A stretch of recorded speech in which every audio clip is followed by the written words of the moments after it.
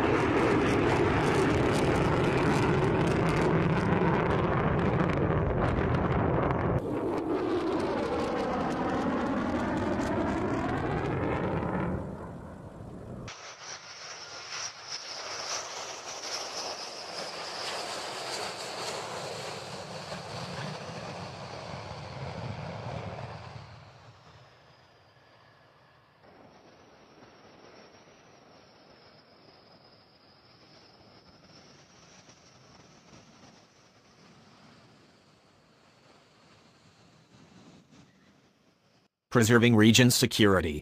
U.S. bombers and Republic of Korea fighters are just two of many lethal military options at our disposal, said Air Force Lieutenant General Thomas Bergeson, U.S. Forces Korea Deputy Commander. The mission clearly demonstrates that the U.S.-South Korea alliance remains prepared to use the full range of capabilities to defend and to preserve the security of the Korean Peninsula and region, he added.